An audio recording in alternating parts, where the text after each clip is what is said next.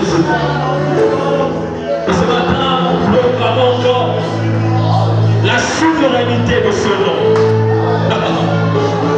l'autorité de ce nom, la puissance de ce nom, la grandeur de ce nom, la manifestation de ce nom. Seigneur, ce matin, nous avons besoin de toi. Et ta main, Seigneur. Et ta main, Seigneur. Seigneur, tu es tellement bon, Seigneur, mon roi, que mon âme ce matin réalise encore que j'ai fait un bien choix. Seigneur, que j'ai fait le meilleur des choix sur la terre. Seigneur, j'ai fait le meilleur des choix sur la terre. Tu te révèles à moi, oh Dieu. J'ai saisi ta main. Aujourd'hui, je suis fils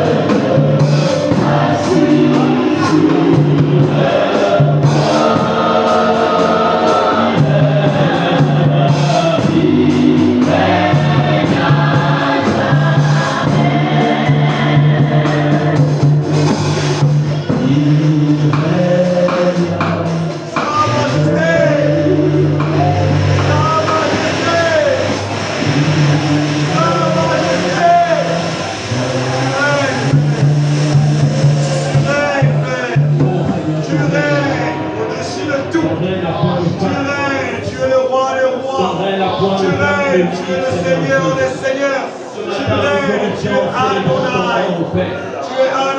Des attentes, glorifions, Seigneur, notre roi, celui qui est nous bénissons, Père de gloire, ton nom, nous t'élevons parce que tu mérites. Que ton règne ce matin, oh Dieu, ton règne ce matin, oh Père, ton règne ce matin, oh roi des cieux, soit encore manifesté, Père, parce que tu le mérites, devant toi, Seigneur. Tu le mérites, Seigneur, notre Dieu. Tu le mérites, notre Père. Tu le mérites, oh Dieu de gloire. Ce matin, Seigneur, que ce soit nos cœurs, au roi des cieux. Nos cœurs qui te glorifient, nos cœurs qui te chantent, nos cœurs qui te célèbrent, nos cœurs qui t'adorent, nos cœurs qui t'admirent, oh Dieu de gloire. Seigneur, nos cœurs, Yahvé notre Père, qui te rendent toute la gloire, Yahvé notre roi, parce que tu le mérites, Seigneur. Seigneur, sois béni, oh Dieu. Seigneur, sois célébré, sois admiré, glorifié, parce que tu le mérites encore ce matin. Merci, Yahvé notre roi, pour ta grâce. Merci, Père de gloire, pour ta grâce, oh Dieu, Monsieur. Nous te bénissons, Seigneur, parce que tu es digne, oh Dieu. Reçois la gloire. Reçois la gloire. Reçois la gloire. Reçois la gloire. Tu règnes dans les cieux. Règne encore, Seigneur. À terre. Oh Jésus, tu es Seigneur Jésus,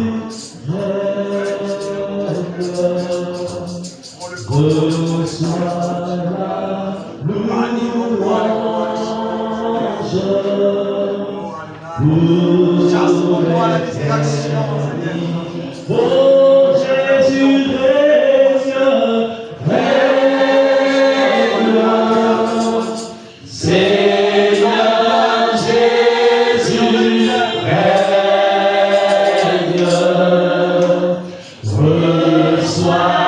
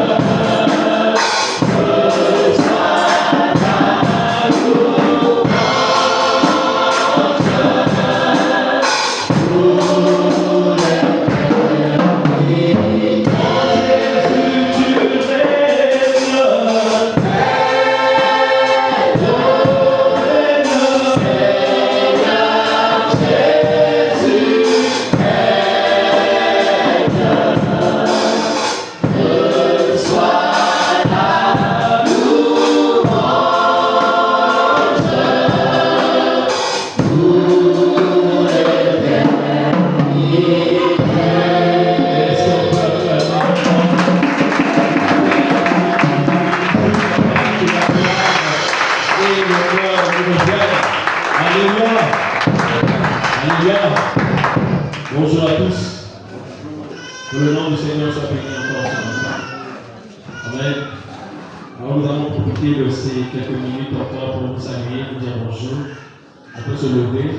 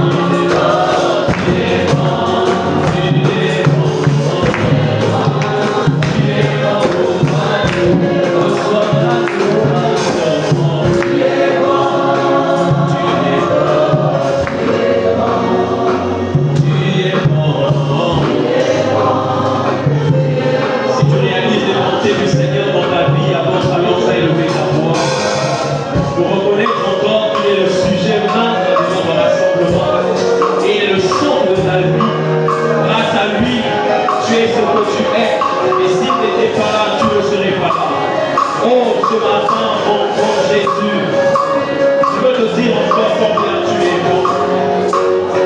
Bon pour moi, Seigneur, bon pour ma famille, bon pour mes enfants, bon Dieu de gloire, Père, pour mon existence, Seigneur Jésus.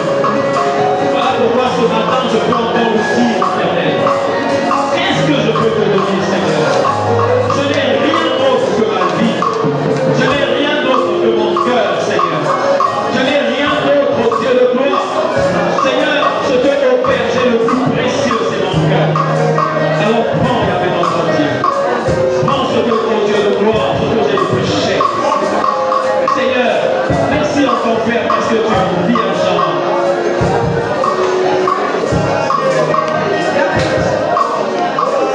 Prends ce que tu peux prendre, Dieu. Je t'offre, Seigneur, ce que j'ai. Oh Père, la bonté du Seigneur ce matin, c'est encore manifesté dans mon cœur. Alléluia. Tu t'es encore manifesté dans mon cœur, Père. Je veux t'adorer avec joie. Pas parce que j'ai l'argent, parce que j'ai de l'or, Seigneur. Mais c'est parce que j'ai le plus précieux dans mon cœur. Alléluia. Parce que j'ai celui qui a payé le prix qu'il fallait. Parce que j'ai celui qui a donné sa vie pour moi. Oh Jésus de Nazareth. Seigneur, tu es bon. Reçois la gloire. Oh Dieu m'a fait tant de vie. Je ne sais pas regarder.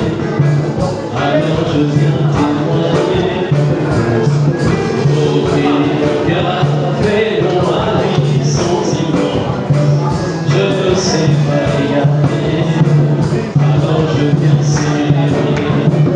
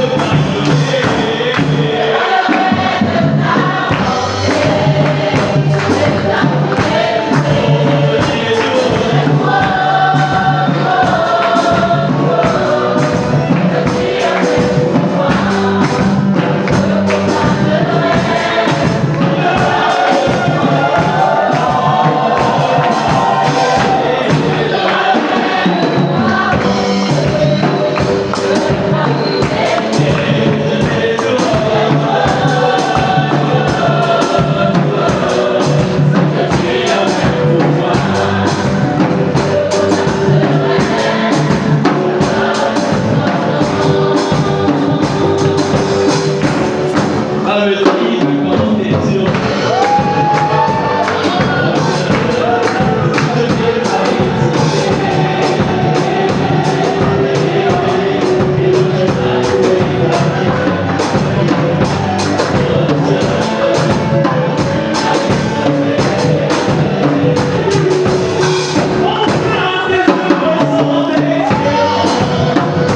Excellent,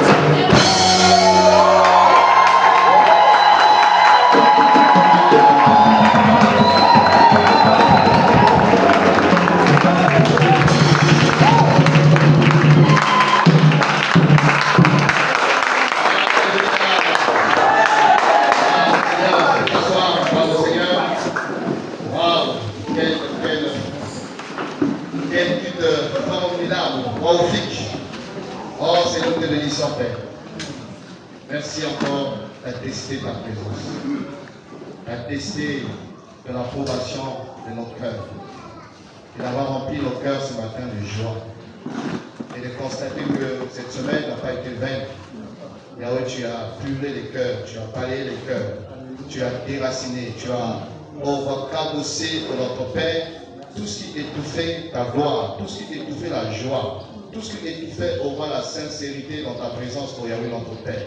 Et nous venons ce matin au roi du Père, Yahweh, te rendre nos honneurs, te rendre la louange, te rendre des actions de grâce pour notre Père, pour le privilège encore ce matin d'être admis dans ta présence pour notre Père. Merci Yahweh pour ce parfum que tu reçois, Yahweh notre Seigneur, cette louange que tu reçois comme un parfum de mon honneur, comme un sacrifice d'une odeur agréable à toi, un sacrifice d'une odeur agréable pour Yahweh dans ton cœur.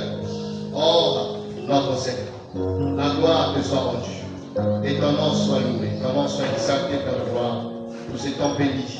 Quand nous croyons que tu as guéri les malades, quand nous croyons que Père, tu as déchargé les cœurs, quand nous croyons que Père, pour Yahweh, Seigneur, tu as répondu la consolation, Père, quand nous croyons que tu as donné les réponses pour notre roi d'explication, quand nous croyons que pour notre Père, Seigneur, les miracles qu'on va les voir, Yahweh, ont été entamés dans la vie de plusieurs. Alléluia. Oh Seigneur, ton nom soit béni, ton nom soit glorifié. Toi qui es fidèle, toi qui es vivant.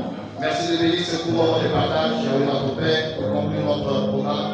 Et nous prions afin que nos cœurs soient encore préparés à écouter non pas un homme, mais à écouter toi, le Dieu vivant et vrai. Au nom puissant de Jésus, nous acclamons le Seigneur.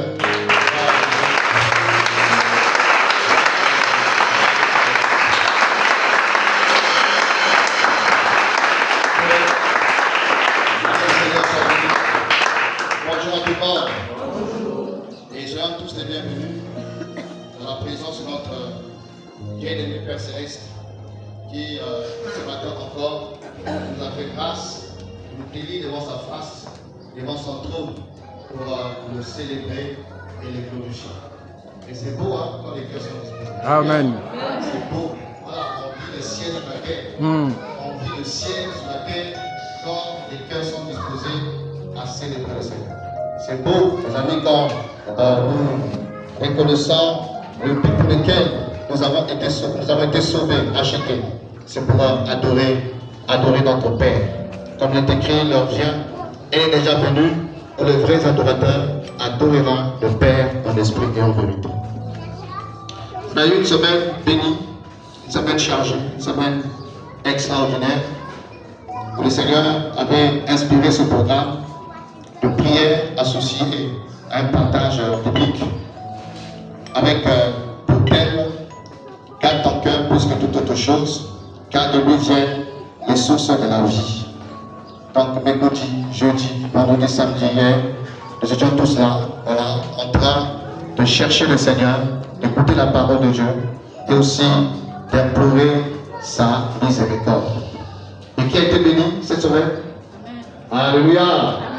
Gloire au Seigneur. Je ne sais pas s'il y a un temps de témoignage, mais sinon, vous avez tous été bénis. Moi, le premier, j'ai été abondamment arrosé, encouragé par tout ce qui a été partagé comme parole, comme témoignage. Voilà. Que la gloire revienne au Seigneur. Alors donc, nous avons eu plusieurs intervenants qui nous ont apporté des portions, des pensées, qu'ils ont reçues de l'intimité. Et que m'a dit, pourquoi est-ce que tu n'as pas fait comme autrefois où tu parles seul? J'ai dit non. Le format de ce programme, c'était aussi pour voilà, former mes fils voilà, dans le ministère, de façon que nous puissions réaliser que le ministère c'est un partage. Oui, on peut avoir une vision, un fardeau, mais on peut le partager pour qu'ensemble nous puissions accomplir ce fardeau ou encore cette vision.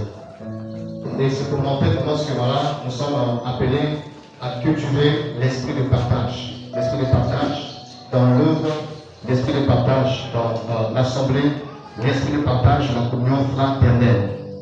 Et aussi, ça n'a pas été facile aussi pour certains de se limiter à 30 minutes. Les gens disaient, mais il y a tel mot à dire, est-ce qu'on va Mais je te dis le Seigneur parce que tous, voilà, ils ont réussi le test, si vous dire ça comme ça. Ils ont réussi l'exercice de façon à présenter ce qui est essentiel.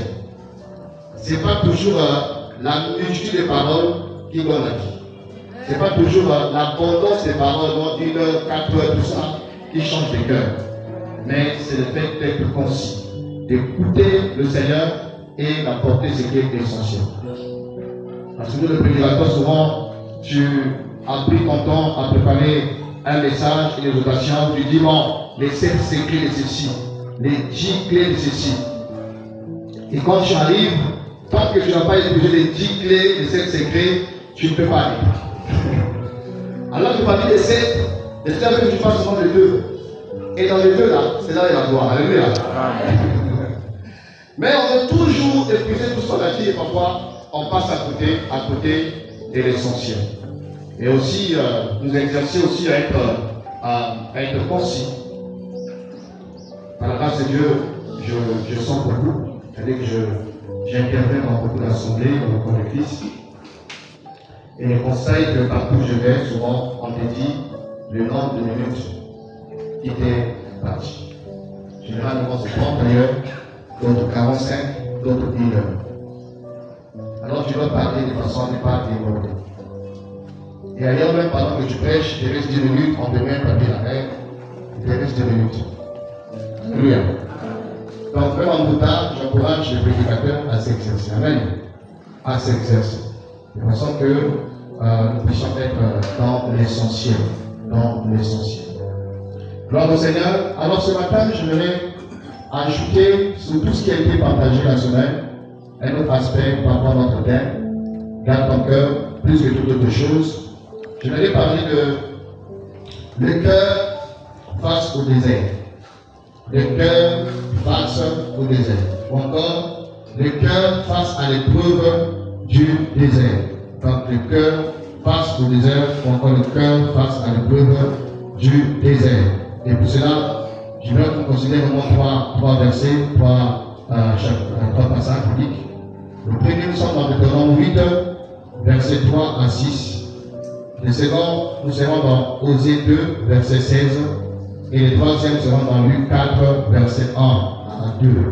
Donc je dis, premier passage, Deutéronome 8, 3 à 6. Et le second, Osée 2, verset 16. Et le troisième, Luc 4, verset 1 à 2. Alors, si nous sommes sur la page, lisons la parole de Dieu. Alléluia, on est là? Gloire à Jésus. Il est écrit ceci, on peut voir comme ça le verset 2, plus grande compréhension, verset 2. Tu te souviendras de tous les chemins que l'Éternel ton Dieu t'a fait faire pendant ces 40 années dans le désert, afin de t'humilier et de t'éprouver pour reconnaître ce qu'il y avait dans ton cœur. Et si tu observais ces commandements, oui ou non, il t'a humilié. Il t'a humilié.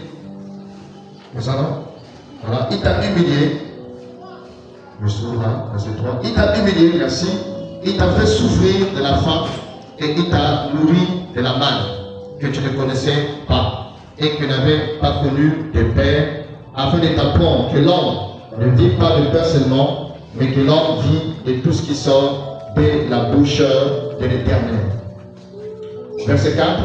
Ton vêtement ne s'est pas fusé sur toi, et ton pied ne s'est pas enflé pendant ces 40 années.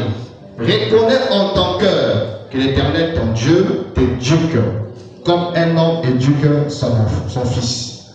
Tu observeras les commandements de l'Éternel, ton Dieu, pour marcher dans ses voies et pour le craindre. Pour marcher dans ses voies et pour le craindre. Amen. Deuxième passage, nous sommes dans Osée. Quelqu'un est déjà là sur la page? Je peux essayer pour nous si quelqu'un est déjà sur la page. Osée, chapitre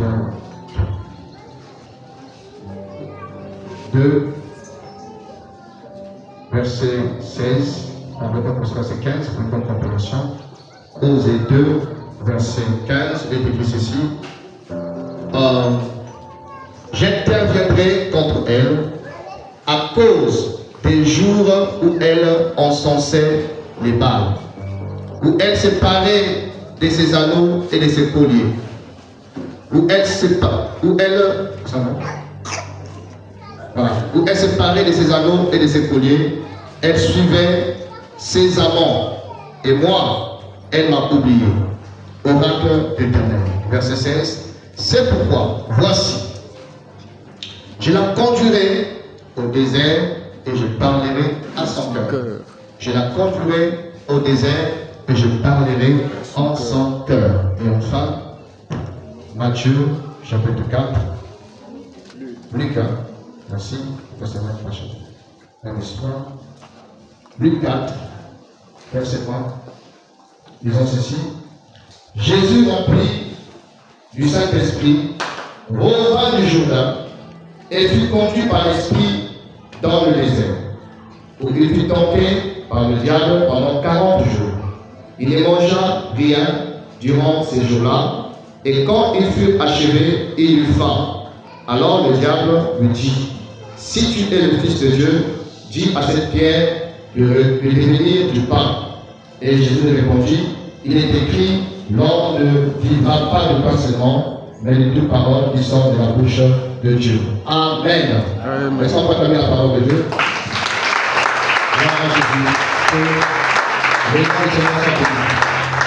Alors cette semaine, nous discutons autour de ce thème. Garde ton cœur plus que toute autre chose. Moi, j'ai besoin de rappeler tout ce qui a été partagé dans les grands livres.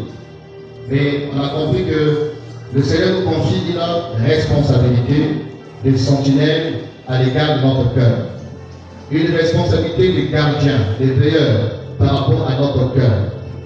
Et il ne s'agit pas du cœur physique, organe qui favorise la circulation du sang, mais il s'agit du cœur comme étant le siège de nos sentiments, nos émotions, notre intelligence, notre conscience, comme ce qu'on appelle ailleurs aussi l'homme intérieur ou encore notre âme.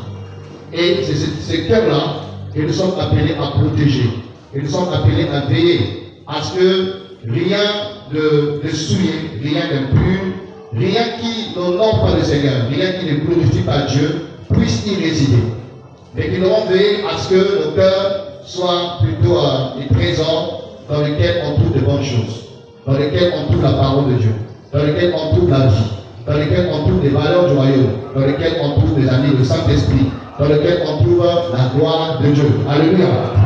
Et on nous a aussi rappelé que pour que nous puissions avoir un cœur nouveau, il faut d'abord naître nouveau. Il faut d'abord rencontrer le Seigneur. Parce que nous naissons avec le cœur adamique, un cœur corrompu, perverti, pécheur, rebelle, méchant, voyez ça. Et ce cœur-là ne peut pas aller au ciel. Ce cœur-là ne peut pas plaire à Dieu. Ce cœur-là ne peut pas faire la volonté de Dieu.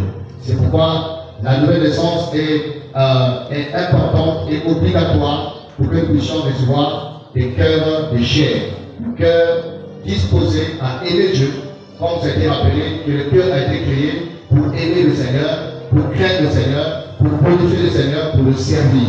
Et ce cœur capable d'aimer, de servir, de craindre Dieu, de faire la volonté de Dieu, n'est possible que par la nouvelle naissance, que par la nouvelle naissance.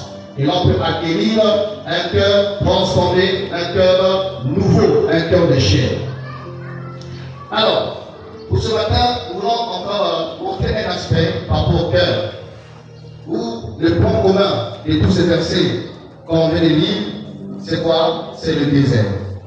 Le désert. Et le Seigneur, par rapport à Israël, après avoir libéré les enfants d'Israël en captivité égyptienne, il va expressément les faire passer par le désert. À bien voir, il suffisait seulement 14 jours pour arriver à Canaan. Mais le Seigneur expressément a voulu que Israël puisse traverser le désert. Pourquoi? Parce qu'il avait une œuvre, un travail à faire dans notre cœur. C'est l'image aussi de notre histoire. L'image aussi de ta vie. Autrefois dans l'Égypte, image du monde traversant la mer Rouge, image du baptême. Et on se retrouve dans le désert qui représente aussi la marche chrétienne et la vie chrétienne. Et nous marchons dans ce grand désert pour aller à Canaan, la cité céleste, le ciel, la nouvelle Jérusalem. Alléluia. Mais avant qu'ils arrivent à Canaan, avant qu'ils arrivent à la nouvelle Jérusalem, Dieu va procéder par un travail de fond dans les cœurs des enfants d'Israël. Parce que leurs cœurs, la plupart, étaient influencés par la culture égyptienne, par la philosophie égyptienne, par la sagesse égyptienne, par les réalités égyptiennes qui étaient encore ancrées dans les tréfonds de leur cœur. Et Dieu ne voulait pas que les enfants d'Israël puissent aller l'adorer avec des cœurs encombrés, des cœurs remplis, mes amis, des mentalités mondaines, païennes, égyptiennes. Alors il va prendre tout son temps, mes amis, à pouvoir les vider, à pouvoir les briser, à pouvoir les travailler. Alléluia.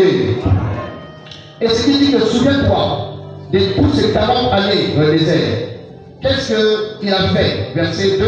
Tu te souviendras de tout le chemin que l'Éternel ton Dieu t'a fait faire pendant ces 40 années dans le désert, afin de quoi? De t'humilier et de t'éprouver. Humilier et éprouver. Pour savoir, pour reconnaître ce qu'il y avait dans ton cœur. Donc ici, le but de cet exercice, c'était pour que les enfants d'Israël puissent découvrir ce qui était dans leur cœur. Donc le désert, un lieu de dévoilement des cœurs. Un lieu où une épisode par laquelle Dieu veut exposer nos cœurs. Dieu veut révéler le fond des cœurs, ce qui est caché dans notre cœur. Et de façon qu'une fois que nous sommes conscients de ce qui remplit nos cœurs, que nous sommes conscients de ce qui occupe notre cœur, nous puissions prendre position par rapport à la parole. Alléluia. Parce que ce que le Seigneur voulait, c'est quoi? C'est qu'ils démontrent leur disposition à obéir à la parole, leur disposition à l'aimer, leur disposition à le craindre, leur disposition à le servir. Il t'a humilié, il t'a fait souffrir de la faim, et il t'a nourri de la manne que tu ne connaissais pas et qu'il n'avait pas commis de père, afin de t'apprendre que l'homme ne vit pas seulement de la parole que l'homme ne vit pas de pain seulement, mais que l'homme vit de tout ce qui sort de la bouche de l'Éternel. Alléluia. Le désert, c'est une réalité presque incontournable pour tout enfant du Seigneur, qui peut représenter les épreuves, qui peut représenter des temps difficiles, qui peut représenter des temps de sécheresse, qui peut représenter une épreuve liée à la maladie, liée au chômage, liée à un décès, liée à tout ce qui peut nous plonger dans la détresse ou encore tout ce qui peut nous impacter en mal. Alors le désert est inévitable et incontournable. Pourquoi? Parce que Dieu veut que nous puissions connaître ce qui est en nous, afin que nous puissions chercher sa face, afin que nous puissions nous laisser influencer par sa parole. Alléluia. Je disais de la semaine que parfois on n'est pas conscient de ce qui remplit notre cœur. Et parfois on peut tomber dans ce qu'on appelle l'autoséduction. Tu te regardes, tu es avec toi, tu es orgueilleux, moi j'aime Dieu, moi je crains Dieu. Mais le Seigneur, pour amener ton cœur à manifester le fond, il permet quoi? La pression. Il va te presser. Comme un fruit qu'on presse. Et tout fruit qu'on presse, il y a forcément des jus qui finissent par sortir. Et le désert, c'est un endroit de pression où le Seigneur nous met à l'épaule. Il te presse par des situations, par des réalités, par des circonstances de la vie. Et le but, c'est quoi? C'est pour que ce qui est en toi, qui ne t'appartient pas, puisse partir. Et on voit comment que les enfants d'Israël, plusieurs ont échoué dans le désert. Quand ils ont commencé à être pressés par la faim, pressés par la soif, ils ont commencé à convoiter encore l'Égypte. A dit que Moïse, qu'est-ce que tu as fait? On était pour nous bien là-bas. Ici, il n'y a pas d'eau, il n'y a pas d'eau, il n'y a pas à manger. Et on voit que pour plusieurs, ils sont passés à côté de ce que le Seigneur était en train de faire dans leur cœur. Jusqu'à arriver un jour à construire le Vaudor, jusqu'à établir une personne pour qu'ils repartent en Égypte. Est-ce que vous voyez ça? Donc le fond de leur cœur s'était révélé par la péché, par l'épreuve du désert. Et je ne sais pas qu'est-ce que tu traverses, ma soeur, mon frère. Je ne sais pas quelles sont les circonstances difficiles lesquelles tu traverses. Mais laisse-moi dire ce matin que le Seigneur est le maître du temps et des circonstances. Alléluia. Le désert, ce n'est pas notre demeure. Le désert, ce n'est pas notre habitation. La Bible dit que quand je traverserai la vallée, on traverse la vallée. Mais Dieu veut que dans la traversée, qu'il y ait un dépouillement. Le désert, c'est un endroit de dépouillement. Dieu veut dépouiller l'Égypte en toi. Dieu veut dépouiller la vieille nature en toi. La Bible dit que nous avons été rachetés de la vieille manière de vivre que nous avons hérité de nos pères. Donc il y a un héritage parfois que nous traînons avec nous dans la marche vers Canaan. Et parfois on n'est pas conscient de cet héritage-là. L'héritage familial, l'héritage national, l'héritage religieux, un héritage qui est là, mais dans Dieu qui a les yeux qui voient tout, consacre, mais tiens, ça ne doit pas être là. Alors il nous expose au désert pour détailler, pour te transformer. Donc le désert, c'est un endroit où Dieu dévoile l'état de nos cœurs. Le désert, c'est un endroit où Dieu dépouille nos cœurs. Le désert, c'est un endroit où Dieu veut nous transformer. Il veut te transformer. Alléluia. Regardez ce que le Seigneur disait dans Lévitique chapitre 5, parlant de l'Holocauste, Lévitique chapitre 1 plutôt, verset 5. C'est que le Seigneur accomplit dans nos vies, dans nos cœurs, étant que son peuple, pour façonner nos cœurs. Donc ici, il s'agit de l'Holocauste, cet animal qui a été entièrement consacré à Dieu. Verset 5 dit ici, il égorgera le veau.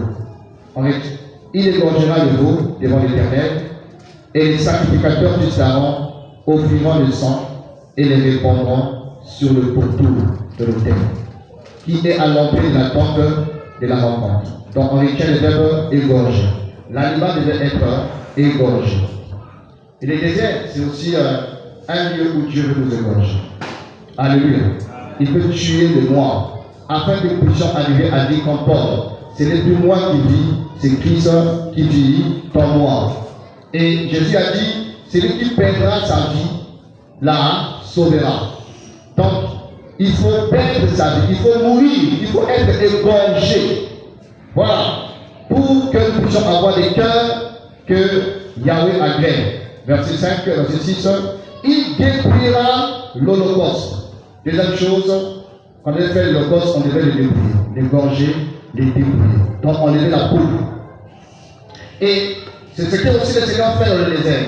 Il veut te dépouiller du moi, te dépouiller de la nature adamique, te dépouiller de la vieille nature, te dépouiller de la mauvais héritage. Voilà que nous prenons avec nous dans la marche vers Canaan. Verset 7, l'esprit du sacrificateur, verset 6 plutôt, il dépouillera l'Holocauste et le coupera en morceaux. L'Holocauste devait être comment? Coupé, égorgé, dépouillé, coupé. Le brisement. Dieu veut briser notre caractère. Il veut briser notre orgueil. Il veut briser notre impulsivité. Il veut briser tout ce qui en nous s'oppose à sa parole. Tout ce qui en nous s'oppose à sa vision. Tout ce qui en nous s'oppose à sa volonté. Donc l'animal est coupé. Verset, je crois, verset 7, on peut le verset 8, c'est mieux. Verset 9, verset 9, la Bible dit ici, il lavera avec l'eau les entrailles et les pattes. Et le sacrificateur brûlera tout sur l'autel. Les entrailles, donc l'intérieur de l'animal, devait être comment? Lavé. Et quand on parle des entrailles, on voit les choses qui sont cachées. L'intérieur, Image du cœur, tout ce qui est dans le cœur, les entrailles de notre âme. Et c'est ce que le Seigneur fait dans le désert. Nous égorger, nous débrouiller, nous couper et laver ton cœur, laver les entrailles, te vider de tout ce qui, au fond de toi, n'est pas pour sa gloire. Mes amis, où est-ce que l'idée de fabriquer un veau d'or s'est retrouvée dans la tête des Égyptiens? Ils sont hors de l'Égypte, mais on peut constater que l'Égypte était encore dans leur cœur. Ce sont des choses qu'ils ont vues pendant leur séjour en Égypte, qui étaient des idolâtres. Ils avaient plusieurs divinités. Donc ils ont été délivrés de la captivité. Ils ont traversé la mer Rouge. Et ils sont hors de l'Égypte physiquement. Mais quand on regarde leur cœur, l'Égypte était encore en eux. Et c'est la réalité de plusieurs enfants du Seigneur. Je suis sauvé. Je n'ai plus en boîte que lui. Je ne suis plus la fornication. J'ai abandonné ceci ou cela. Mais quand on regarde le fond du cœur, on se rend compte que le monde est encore là. Le monde, l'amour du monde est encore dans notre cœur. Et c'est ce que le Seigneur veut combattre en nous exposant au désert. Alléluia. C'est qu'il veut combattre en nous amenant à confronter la réalité du désert dans le but est, je l'ai dit, voilà, le dévoilement de notre cœur, le débrouillement, d'accord, et la transformation de notre caractère. Alléluia. Et le désert ou encore les épreuves sont des réalités auxquelles on ne peut pas échapper étant qu'enfant du Seigneur. La Bible dit que ne soyez pas surpris de la fournaise dans laquelle vous êtes. Ne soyez pas surpris de l'épreuve dans laquelle vous êtes soumis. Il n'y a pas de vie chrétienne sans épreuve. Il n'y a pas de vie chrétienne sans désert. Mais le but que Dieu veut atteindre pendant cette traversée du désert, ce ne sont pas d'abord tes yeux. Ce ne sont pas d'abord ton argent. Ce ne sont pas d'abord tes pieds. Mais la cible principale sur laquelle Dieu est focalisé, c'est ton cœur. C'est mon cœur. C'est notre cœur. Alléluia. Et dans Osée, on voit que cette histoire, Israël était dans le péché, dans la sédition, dans l'idolâtrie, dans beaucoup de choses. Et le Seigneur, par son serviteur Osée, va commencer à l'interpeller, va commencer à lui parler pour qu'il revienne à lui. Alors, Osée 2:16, il dit une chose, il dit que je te conduirai dans le désert et je parlerai à ton cœur. Quand tu ne veux pas écouter, quand tu ne veux pas revenir à moi, quand tu as bouché tes oreilles, alors expressément, je vais t'entraîner dans le désert. Et là, tu seras plus disposé à m'écouter. Tu seras plus disposé à considérer ma parole. Et il arrive aussi que le Seigneur, constatant que nous étions tellement distraits, dispersés, occupés par tellement de choses, que nous avons du mal à entendre sa voix, que nous avons du mal à prêter attention à ses interpellations, à ses avertissements. Constatant que notre cœur est tellement encombré que sa voix a du mal à être perçue, appréciée, considérée et à nous soumettre à sa parole. Alors il est capable aussi, d'après ce texte, de nous entraîner dans le désert. Pour quel but? Pas pour le tuer. Alléluia. Pour quelle intention? Que dans le désert, que tu sois plus disposé à écouter ce qu'il attend de toi, à écouter ce qu'il veut que tu fasses, à écouter ses attentes à ton égard. Surtout dans ces temps de la fin, où il y a tellement de vacarmes, de bruit qui étouffent la voix de l'esprit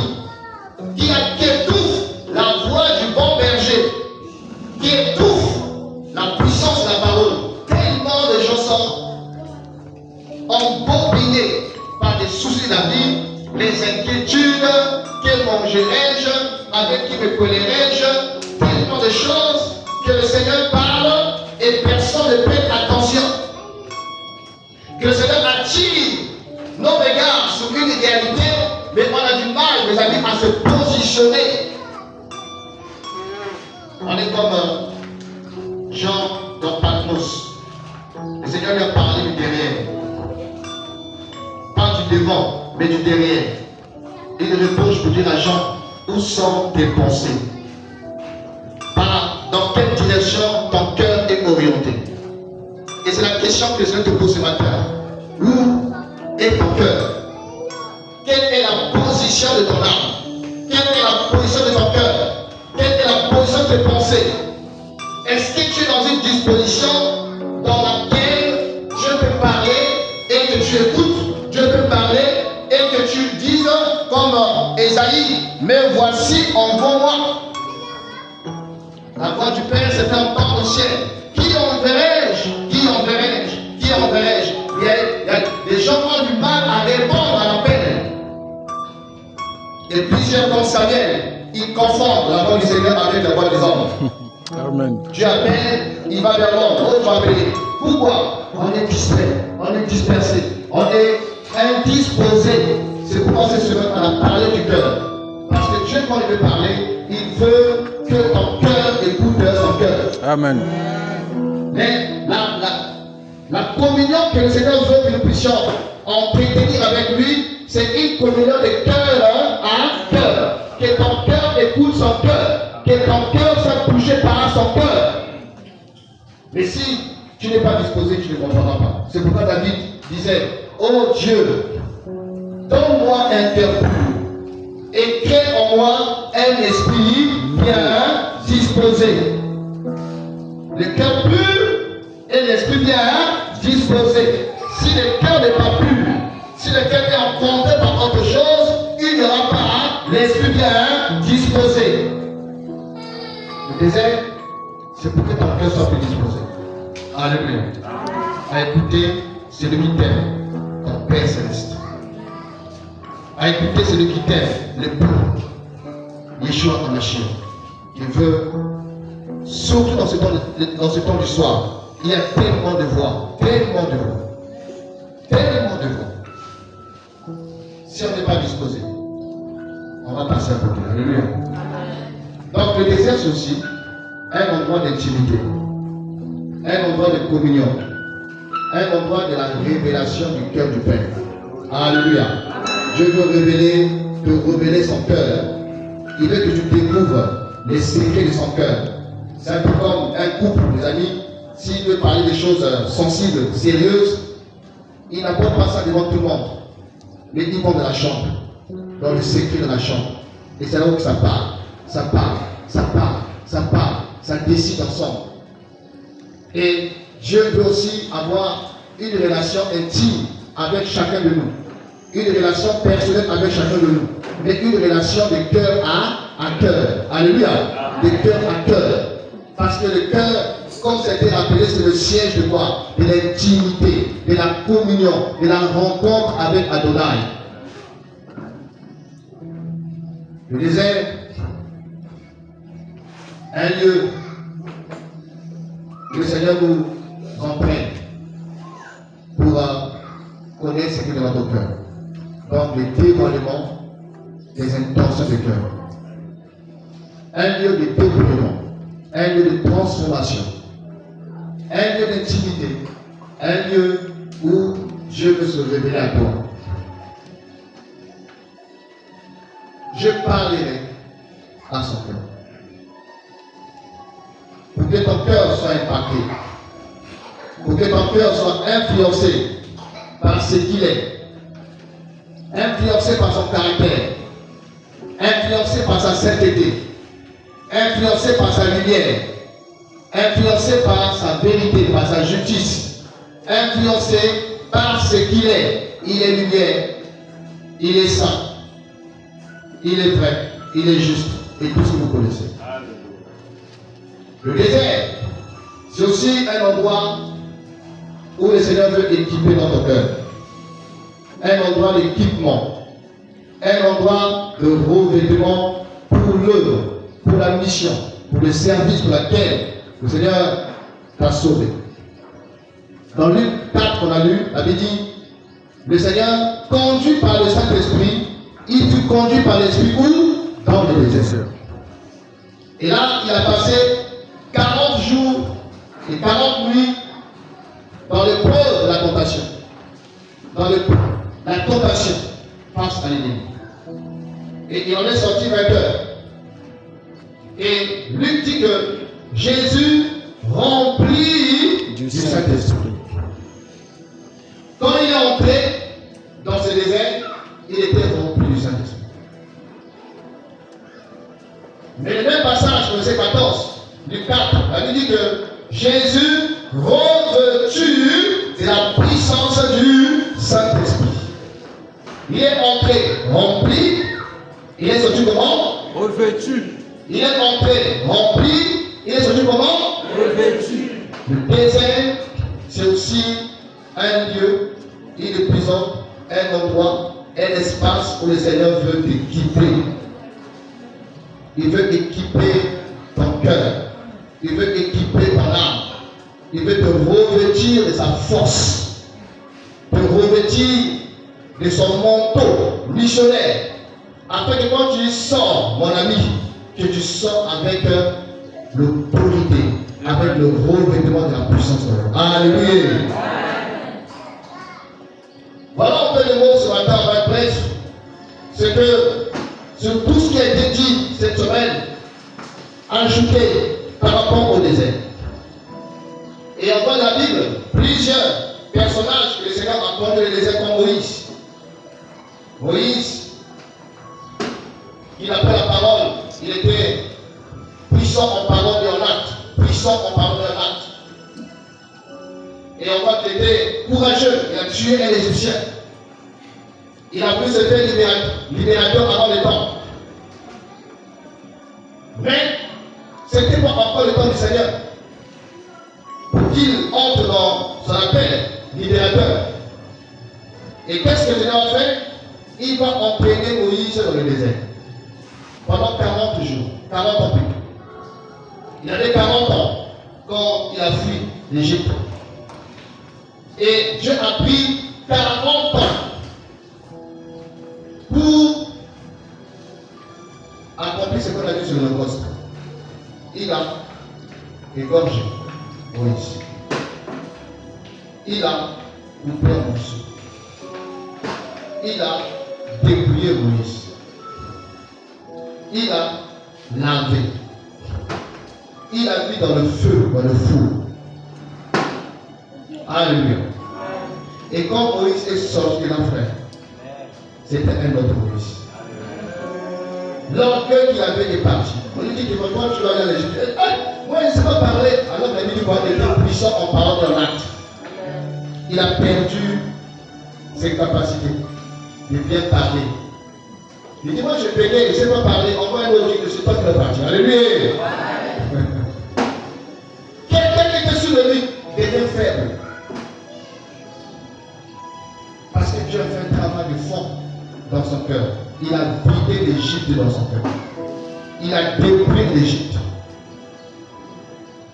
Et donc on va parler de David, qui a aussi connu le désert, qui a connu des moments très difficiles la vie, pendant lesquels le Seigneur l'a dépouillé, le Seigneur l'a transformé, le Seigneur s'est révélé à lui.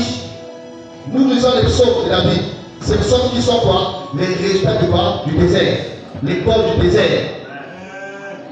Et quand on lit ces psaumes, on sent l'intimité. Quelqu'un qui est avec une intimité avec le Père. Alléluia. Il donne mon intérêt de parler de notre Seigneur Yeshua Mashiach, qui a connu sur le désert, n'est-ce pas? Ah oui. Alors, le désert, c'est une réalité incontournable, inévitable, en tant que l'Église, en tant qu'enfant du Seigneur. Le Seigneur peut aussi faire passer une église dans le désert. Il peut purger une église. Là, je parle de façon prophétique. Il peut parler des personnes qui ne devaient pas être là. Et si on n'est pas spirituel, on va dire oh, les gens partent, les gens se retirent. Mais c'est la main de Dieu qui est en train de balayer. Parce que c'est lui qui connaît les cœurs des gens. Alléluia. Ah oui. L'homme de l'égard, c'est qu'il frappe aux yeux. Et les nous regarde quoi? Il regarde les cœurs. Que le Seigneur soit béni, mes amis, pour tout ce qui a été partagé cette semaine. Est-ce que quelqu'un t'a encouragé? Amen. Alléluia. Quelqu'un t'a encouragé? Frère Chata, dans tout ce qui a été dit cette semaine, qu'est-ce qui t'a marqué? Qu'est-ce qui t'a touché? Comme ça, on passe le témoignage à présent. Voilà, en deux ou trois choses. Qu'est-ce que tu peux retenir de particulier? Parmi les choses qui m'ont touché pendant ce temps, c'est déjà réaliser que le cœur de la même le Seigneur est celui qui est le spécialiste pour guérir le cœur de l'homme, transformer le cœur de l'homme. Et ça va plus loin. Frère Randolph, qu'est-ce que tu as retenu? Qu'est-ce qui t'a marqué dans tout ce qui a été fait cette semaine? Un peu de mots. Je aime le Seigneur parce que c'était des moments très intéressants, surtout le rappel sur les leçons comment garder son cœur. Par exemple, on a parlé de la prière, on a parlé de veiller sur les mauvaises compagnies, on a parlé de. Il y a beaucoup d'aspects qu'on a touchés et qui sont liés au cœur. On a compris que le cœur en fait est à la base. Si on veut propulser, on veut réussir dans la vie chrétienne, il faudrait bien garder son cœur. Merci. On va faire des mots. Qu'est-ce que tu as retenu dans tout ce qui a été partagé? On peut le mot, s'il te plaît. C'était la première chose, je pense. Oui.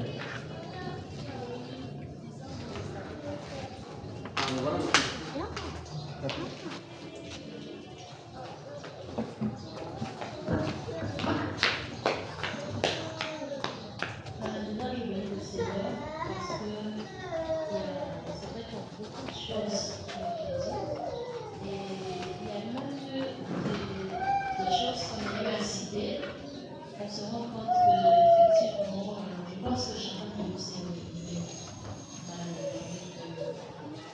Le Seigneur nous aide à continuer à se repentir afin que par la suite tout se passe bien dans sa présence. Que Dieu nous aide à continuer à se repentir.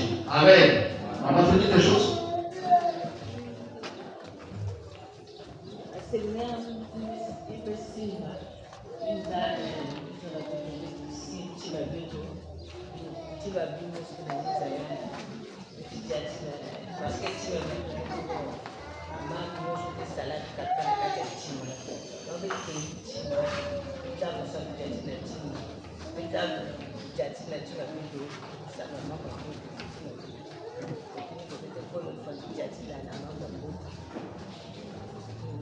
D'accord. Alléluia. Est-ce qu'on peut acclamer le Seigneur?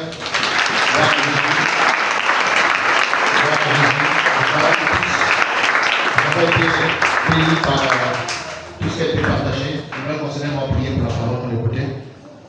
Et on va gagner le temps. On va prier. On va se lever pour prier.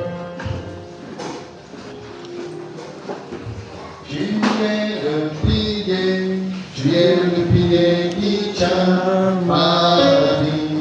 Tu es le pilier qui tient ma vie. Oh, précieux Jésus, le pilier qui tient ma vie. Oh, précieux Jésus, le pilier qui tient ma vie. Oh, tu es le pilier.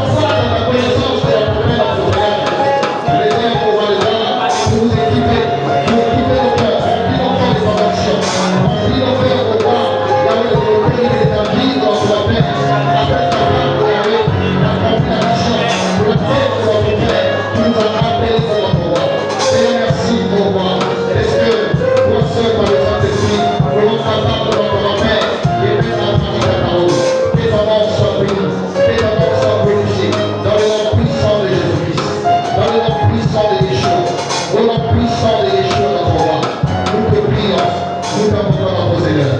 Afin de te manifester, Père. Dans le nom puissant de Yeshua, mon Seigneur. Nous voulons encore prier pour cette œuvre dans nos cœurs. Nous voulons encore ce matin dire au Seigneur, nous voulons te servir avec notre cœur. Nous voulons t'aimer avec notre cœur.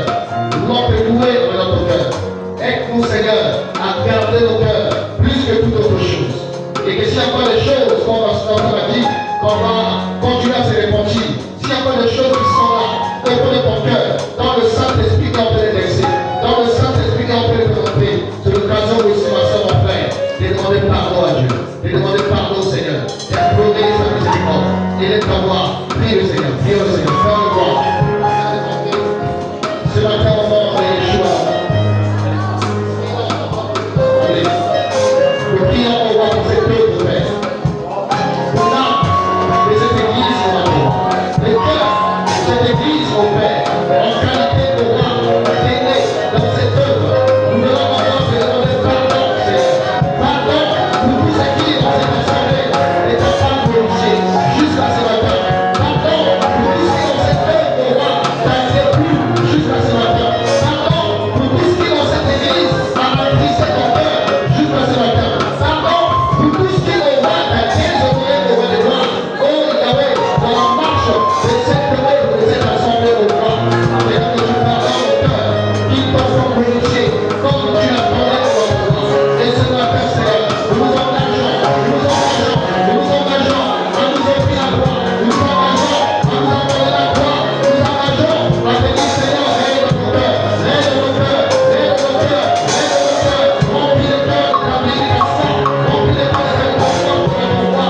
Oh Yahweh, et que le cœur qui s'en va prisonnier les ténèbres, prisonnier l'Égypte, lâche les cœurs, que l'Égypte soit déraciné les cœurs, que l'Égypte soit au roi dépouillé de notre Père. Au nom de Jésus, je prie cela ton Père, afin que la triomphe égyptienne de notre roi soit brisée au nom de Yeshua, que la triomphe égyptienne de notre roi quitte les modalités, quitte les pensées, quitte les caractères, quitte les attitudes de notre Père. Au nom de Yeshua, notre Père.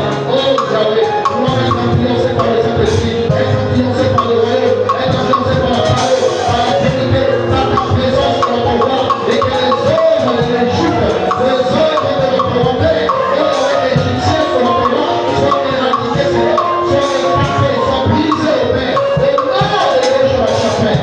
Oh, nous te ce matin, Père. Yahweh, consacre notre roi, que ta main l'a visité, que ta puissance l'a touché, que ta gloire, au roi, l'a visité dans notre Seigneur. Pour la gloire de ton Seigneur, au nom puissant de Jésus. Au nom puissant de Jésus. Au nom puissant de Jésus. Y a-t-il des gens qui sont malades? Lève ta main là où tu es, on va prier. Tu es malade, tu as un souci de santé. Tu lèves ta main là-haut, tu vas prier. Dis notre Père, j'envoie ta parole et la parole guérit. Je proclame la guérison. Et ma soeur et mon frère, ce matin, je prie au nom de Yahushua que cette maladie, peu importe son nom et sa durée, disparaisse maintenant. Quitte ce corps maintenant. Et que la guérison prenne place. Que la guérison prenne place. Que le miracle dans cette stade, dans le nom puissant de Jésus-Christ, notre Père, restaure, guérit. Oh Yahweh, afin que ta nom soit témoignée, ta nom soit glorifiée. Enseigne notre Père pour la gloire de ton Seigneur, au nom puissant de Jésus-Christ. Nous avons ainsi prié. Amen. On peut pas le Seigneur.